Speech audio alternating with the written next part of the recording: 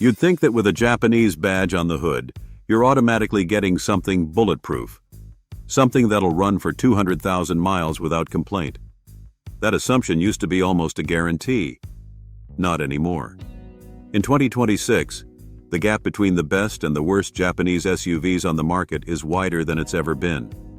And if you're shopping based on brand reputation alone, you could easily walk away with a vehicle that's going to cost you thousands more than it should.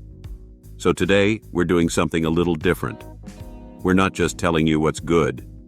We're breaking down the 3 Japanese SUVs you should think twice about buying this year, and then the 3 that are genuinely worth your money. Stick around, because a couple of these rankings might surprise you. Here's why this actually matters right now. The SUV market has changed dramatically over the last couple of years. Automakers are racing to add hybrid powertrains, new infotainment systems, updated safety tech.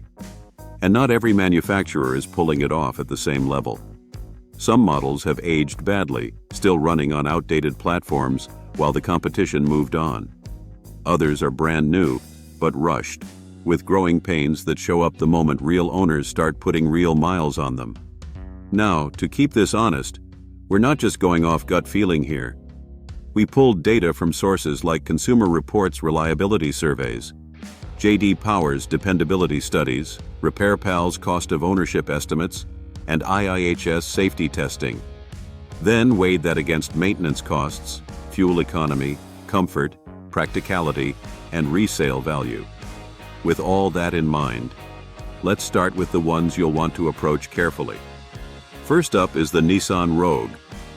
And at first glance, this doesn't even look like a bad SUV. Honestly, for the first few thousand miles, most owners are perfectly happy. The ride is comfortable. The interior looks upscale for the price. Nissan markets it as an efficient, family-friendly crossover. The real problems don't show up until much later. Depending on the model year, the Rogue relies on a CVT transmission that shows up again and again in owner complaint databases and RepairPal's cost analyses. Premature wear, shuddering, hesitation, and in the worst cases, complete failure well before it should. Now, to be fair, Nissan has made real improvements to more recent CVT units. If you catch one of the updated model years, some of these concerns are less severe. But across the lineup as a whole, Consumer Reports still rates the Rogue's reliability below the segment average. And that's not a small detail when you're talking about a transmission repair that can run into the thousands. Slide into the driver's seat and things still look fine on the surface. But give it a couple of years, and you'll start noticing the trim pieces around the shifter and door panels wearing faster than they should. Something Toyota and Honda owners rarely deal with at the same mileage. Run the actual 5-year ownership numbers, and the Rogue costs more in maintenance than most of its direct competitors.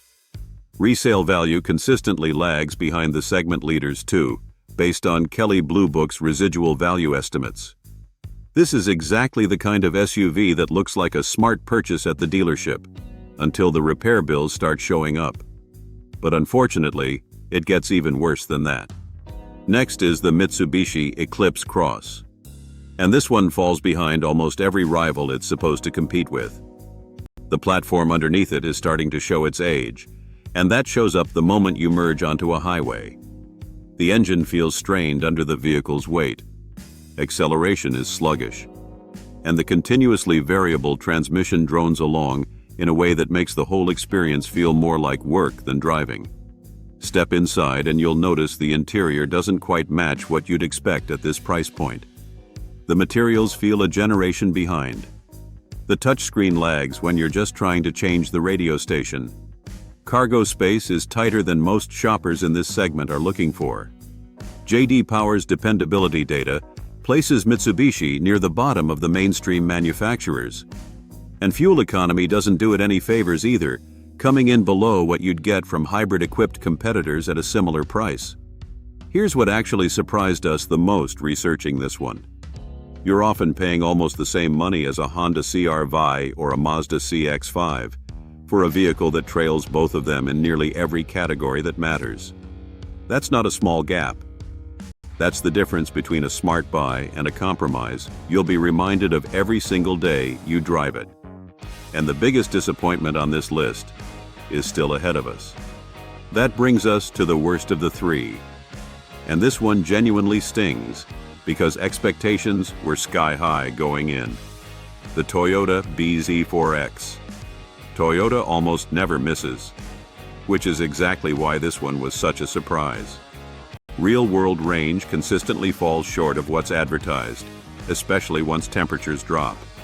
That's a serious problem if you don't live somewhere with mild year-round weather.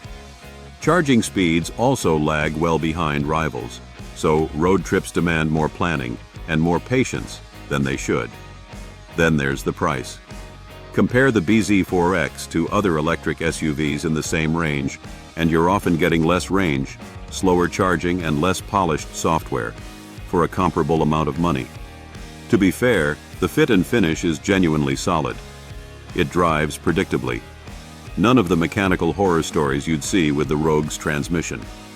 But as a purchase decision, in this exact segment, in this exact year, it simply can't keep pace with what else is on the lot. And that's what earns it the top spot on the list of vehicles to avoid. But not everything coming out of Japan deserves that kind of criticism. In fact, some of these manufacturers are getting it right in ways that genuinely impressed us. That's where we're headed next. Let's talk about the SUVs actually worth your hard-earned money. Starting with the Mazda CX-50. This is one of those vehicles that quietly does almost everything well, without needing to shout about it. Open the door. Rest your arm on the soft-touch dash. Within seconds, it feels like you climbed into something wearing a luxury badge, not a mainstream crossover. On the road, the CX-50 is genuinely engaging to drive. Steering that actually communicates. A chassis that stays planted through corners instead of leaning and wallowing the way so many SUVs in this class do. Mazda's reliability scores have climbed steadily in recent Consumer Reports surveys, closing the gap with the traditional dependability leaders in a way that would have seemed unlikely just a few years ago. IHS safety ratings are excellent across the board, too. Now, it's not perfect. Rear seat space is a bit tighter than some rivals, and the base engine can feel a touch underpowered when fully loaded. But put the driving experience, the interior quality, and the price point on the scale together. The CX-50 represents outstanding value for anyone who actually enjoys driving and refuses to sacrifice that just because they need SUV space. However, one Japanese SUV manages to improve on almost every one of those strengths, while adding something the CX-50 simply can't offer. That brings us to the Honda CR-V Hybrid. And honestly, this comes incredibly close to taking first place. For a lot of buyers, it might actually be the better choice. The hybrid powertrain delivers genuinely impressive real-world fuel economy without asking you to sacrifice power, striking exactly the balance most shoppers are chasing. Honda's reliability reputation is one of the strongest in the entire industry. And the CR-V continues that tradition, with owners routinely reporting years of trouble-free use, well past the mileage where other vehicles start needing expensive repairs. The interior is spacious and thoughtfully laid out, with cargo space that swallows a family's worth of luggage, or a weekend of hardware store runs without complaint. RepairPal's cost data and Kelley Blue Book's resale figures both put the CR-V among the strongest in the segment for total ownership cost, meaning it rewards you not just when you buy it, but every single year afterward. And again, when you eventually sell it. So why isn't it sitting at number one? Because after weighing reliability, depreciation, hybrid efficiency, and ownership costs all together, one SUV still manages to edge it out, even if just barely. At the very top of the list is the Toyota RAV4 Hybrid.